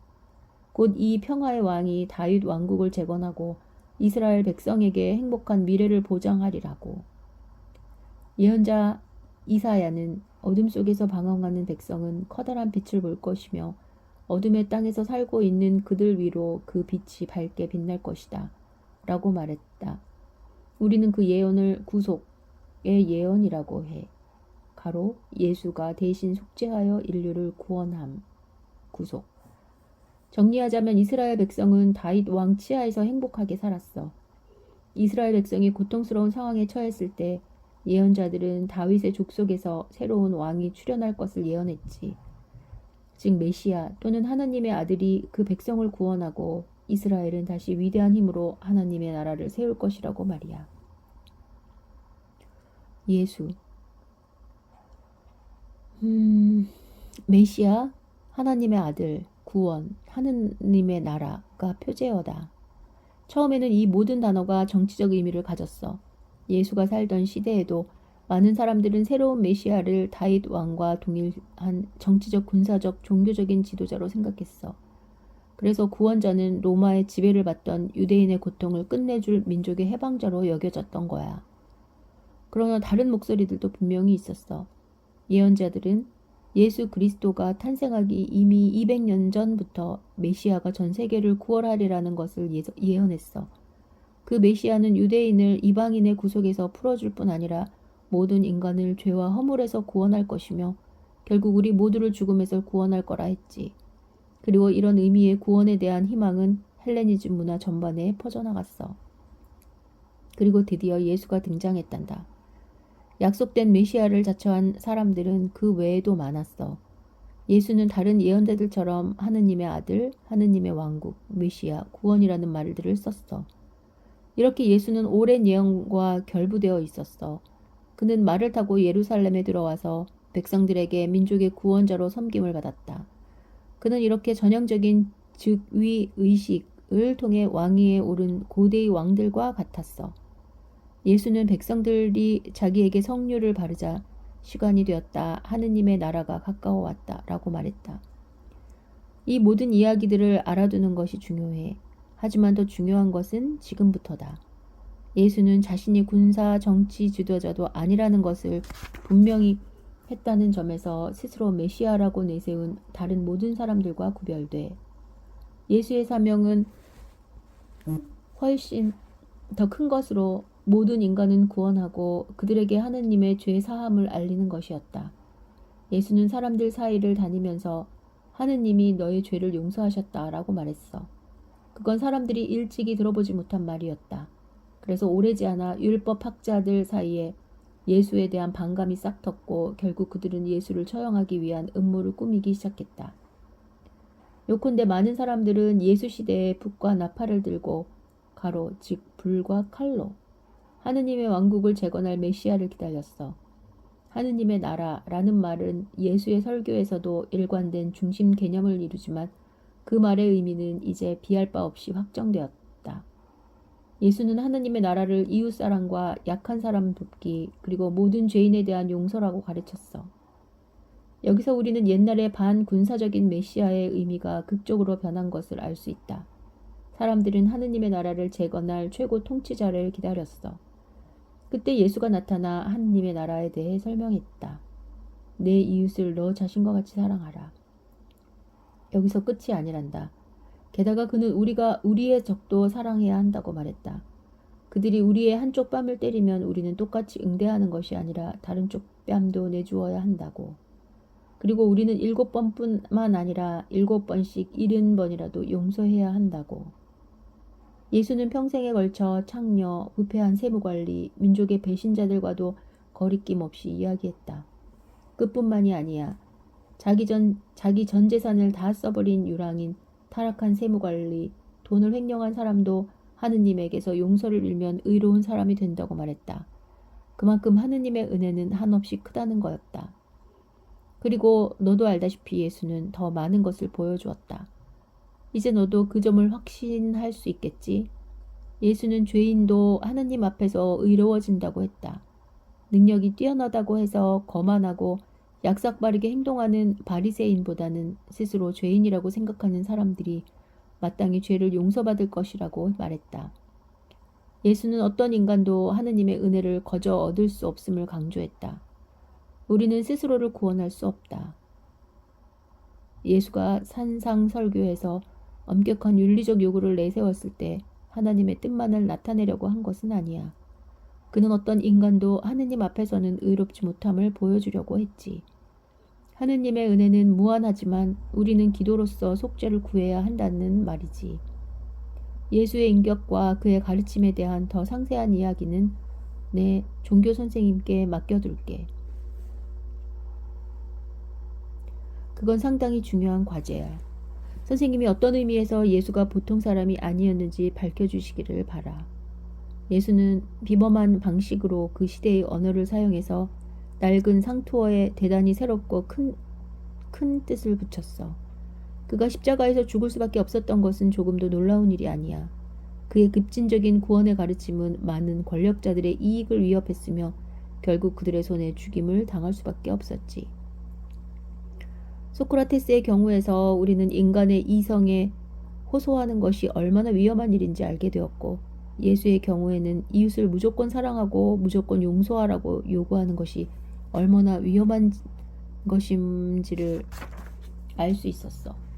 지금도 평화와 사랑, 가난한 이들 구호, 국사범 사면 요구에 힘있는 나라들은 그럴듯한 핑계를 늘어놓으며 죽는 소리를 하고 있지. 아테네의 가장 의로운 사람이 죄인으로 몰려 죽은 사실에 플라톤은 크게 분노했어.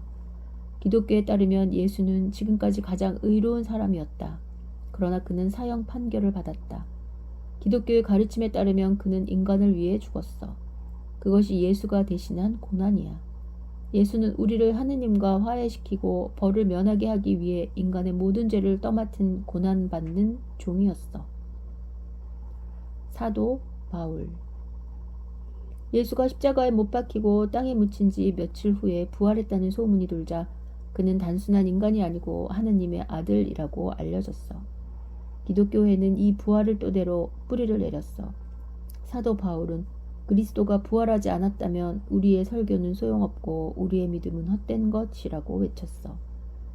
이렇게 해서 이제 모든 사람들은 육체의 부활을 바랄 수 있게 됐어. 예수는 우리를 구원하기 위해 십자가에 매달렸지. 그런데 여기 유대적 토양에서는 영혼의 불면성이나 영혼의 윤회 따위는 애당초 문제가 되지 않았다는 사실에 주목할 필요가 있다. 그것은 그리스적이고 인도 게르만적인 관념이야. 그러나 기독교의 가르침에 따르면 인간에게는 그 자체로서 불멸하는 것은 아무것도 없어. 영혼도 마찬가지야.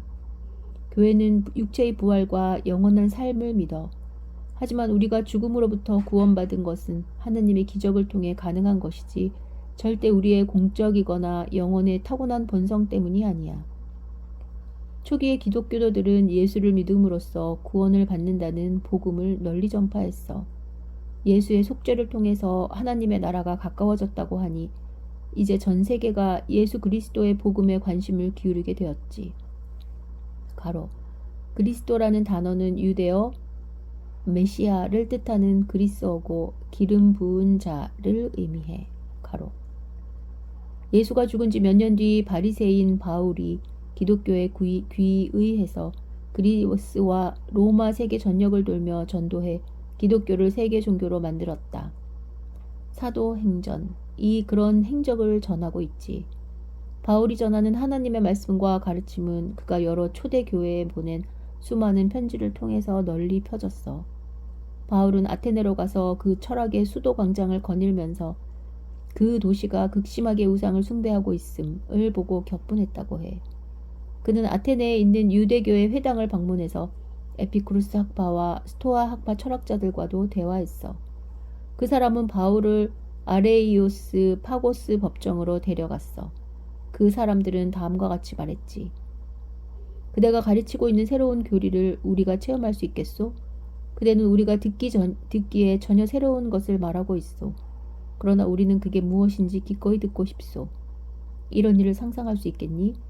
여기 한 유대인이 아테네의 광장에 나타나서 십자가에 못 박혀 죽은 뒤 부활한 구원자의 이야기를 했던 거야. 이미 바울이 아테네를 방문했을 때부터 그리스 철학과 기독교의 구원론 사이에 충돌이 예고되었지. 그러나 바울은 아테네 사람들을 대화로 이끌 수 있었어. 그는 아레이오스 파고스 언덕 위, 그러니까 아크로폴리스의 자랑스러운 신전들 사이에서 서서 이런 연설을 했어. 아테네 시민 여러분, 제가 보기에 여러분은 여러모로 강한 신앙심을 가지고 있습니다. 제가 아테네를 돌아다니며 여러분이 예배하는 곳을 살펴보니 알지 못하는 신에게 라고 새겨진 제단까지 있었습니다. 여러분이 미처 알지 못한 채 예배해온 그분을 이제 여러분께 알려드리겠습니다. 그분은 이 세상과 그 안에 있는 모든 것을 만드신 하느님이십니다. 그분은 하늘과 땅의 주인이시므로 인간의 손으로 만든 신전에서는 살지 않으십니다. 또 하나님에게는 사람 손으로 채워드려야 할 만큼 부족한 것은 하나도 없으십니다. 하나님은 오로지 구원이 필요한 모든 사람들에게 생명과 호흡과 모든 것을 주시는 분입니다. 하느님께서는 한 조상에게서 모든 인류를 내시어 온 땅 위에서 살게 하셨고 또 그들이 살아갈 시대와 영토를 미리 정해 주셨습니다. 이리하여 사람들이 하느님을 더듬어 찾기만 하면 만날 수 있게 해주셨습니다. 사실 하느님께서는 누구에게나 가까이 계십니다. 우리는 그분 안에서 숨쉬고 살아간다는 말도 있지 않습니까? 또 한 시인도 우리는 그의 자녀라고 말하지 않았습니까? 우리는 하나님의 자녀이기 때문에 하느님을 인간의 기술로 금이나 돌로 만들어진 우상처럼 여겨서는 안 됩니다. 하느님은 사람들이 무지했던 때에는 눈 감아주셨지만 이제는 어떤 인간도 다 회개할 것을 명령하십니다. 과연 하느님께서는 당신이 행한 사람을 시켜 온 세상을 올바르게 심판하실 날을 정하셨고 또 그를 죽은 자들 가운데서 다시 살림으로써 모든 사람들에게 그 증거를 보이셨습니다. 사도행전 17장 22절에서 31절. 아테네에서 사도 바울이 한 말이야. 우리는 기독교가 서서히 그리스 로마 세계로 스며든 내력을 이야기했다. 에피쿠루스 학파나 스토아 철학 또는 신 플라톤 철학과는 아주 달랐다. 그럼에도 바울은 그리스 문화 속에서 확고한 발판을 찾아냈다. 그는 모든 사람의 마음이 신을 추구하고 있다는 것을 알아차렸다. 그것이 그리스인들에게는 새로운 일이 아니었다. 바울이 말한 새로움이란 하느님이 인간에게 나타나고 실제로 그들과 만났다는 사실이다. 그러므로 하느님은 인간이 인식으로 추구할 수 있는 단순한 철학적 하느님이 아니다. 금이나 은, 돌로 만든 어떤 형상도 담지 않았다. 그런 것들은 실제로 아크로폴리스와 거대한 시장에서 많이 찾아볼 수 있다. 그러나 하느님은 사람의 손으로 만들어져 신전에서 사는 것이 아니다. 하나님은 역사를 주관하고 인간을 위해 십자가에 못 박힌 인격적인 하느님인 거다. 사도행전에 따르면 바울이 아레이오스 파고스 법정에서 그리스도가 죽음에서 부활했다고 말했을 때 몇몇 사람들의 비웃음을 받았으나 어떤 사람은 우리는 계속 이야기를 듣고 싶소 라고 했고 결국 기독교도가 되었어. 그중 한 사람이 다마리스 부인인데 그 당시에 기독교로 개종한 사람들 가운데는 여자들이 많았어. 바울은 그렇게 전도 임무를 수행했어. 그리스도가 십자가에 못 박힌 뒤 불과 몇십 년 만에 이미 그리스와 로마의 주요 도시인 아테네, 로마, 알렉산드리아, 에페소스, 코린토스 등지에 기독교 교회가 생겼어. 그리고 300에서 400년이 흐르는 동안에 전체 그리스 로마 지역이 기독교 국가가 된 거다. 신앙 고백. 사도 바울은 기독교 전도자로서만 의미가 있는 것은 아니야. 기독교 공동체 내에서도 그의 역할은 결정적이었다. 당시에 기독교에 필요했던 것은 정신적인 지도였으니까. 한 가지 예를 들면 예수가 십자가 못 박힌 뒤 얼마 지나지 않아 유대인이 아닌 사람은 유대교를 거쳐서 기독교에 입문해야만 하는지에 대한 문제가 중요한 논란이 되었다. 예컨대 그리스인이 모세의 율법을 지켜야 하느냐는 것이었다. 바울은 그것을 필수적인 것으로 생각하지 않았다. 기독교는 유대교의 종파 이상이야. 기독교는 보편적인 구원의 복음을 모든 사람에게 전하는 것이지. 하느님과 이스라엘 사이의 구약은 하느님과 인간 사이에서 예수가 맺은 신약으로 바뀌었어. 그러나 기독교가 그 시대에 유일하게 새로운 종교는 아니었다. 헬레니즘 시대에는 강하게 혼합 성향을 띠었거든. 종교 혼합 성향을 띠었거든. 그래서 교회는 기독교의 교리를 명백히 알려야 했지. 밖으로는 다른 종교와의 경계를 분명히 하고 교회 안에 불화를 막는 것이 중요했어. 이렇게 최초의 신앙 고백이 생기게 됐다. 신앙 고백은 기독교의 중요한 교리를 잘 드러내. 이 중요한 교리 가운데 하나는 예수가 신인 동시에 인간이라는 거야. 예수는 하나님의 아들일 뿐 아니라 하나님 그 자신이었어. 그러나 그는 인간의 삶을 살았고 실제로 십자가에서 고통을 당한 진정한 인간이야. 그건 모순처럼 보일 수도 있지만 교회의 복음은 바로 신이 인간이 되었다는 것을 알리는 거야. 예수는 반신이 아니야. 그러므로 인간과 신의 중간이 아니지. 그러한 반신에 대한 믿음은 그리스와 헬레니즘 종교에서 아주 보편적이었어. 교회는 예수가 완벽한 신이요 완벽한 인간이라고 가르쳤지. 추신. 나는 모든 것이 어떻게 서로 얽혀 있는지를 설명하고 싶었다. 그리스 로마 세계에 기독교가 흘러들어온 것은 두 문화권이 극적으로 만났음을 뜻하고 아울러 문화가 역사적으로 크게 변천했다는 것을 의미한다. 이제 고대를 벗어나기로 하자. 초기 그리스 철학 이후 1000년이 흘렀다. 이제 우리 앞엔 중세 기독교 시대가 놓여 있다. 이 시대 역시 1000년가량 지속됐다. 독일 시인 요한 볼프강 괴테는 이러한 시를 썼단다. 지난 3000년을 설명할 수 없는 이는 하루하루를 어둠 속에서 아무것도 모른 채 살아가게 되리라. 하지만 너는 이런 종류의 인간이 되지 않기를 바란다. 내가 역사의 뿌리를 이해할 수 있도록 내가 노력하겠다. 그럼 그때 너는 인간이 될 것이다. 그래야 벌거벗은 원숭이 이상의 존재가 될 수 있다. 또 그래야만 너는 허공을 둥둥 떠다니지 않게 될 거다. 그럼 그때 너는 인간이 될 거야. 그래야 벌거숭이 원숭이 이상의 존재가 될 수 있어. 소피는 작은 구멍을 통해 정원의 울타리 안을 한동안 뚫어지게 바라보았다. 이제 역사의 뿌리를 아는 것이 소피에게 얼마나 중요한지 분명해졌다. 그것은 이스라엘 민족에게도 중요한 문제였다. 소피 자신은 그저 우연히 여기 존재하는 사람일 뿐이다. 그러나 소피가 자기 역사의 뿌리를 알 때 소피는 뭔가 덜 우연적인 사람이 될 것이다. 소피는 이 지구에서 잠시 살다가는 인간일 뿐이다. 그러나 인류의 역사가 소피 자신의 역사이기도 하다면 소피는 어떤 면에서는 수천 살 먹은 셈이다.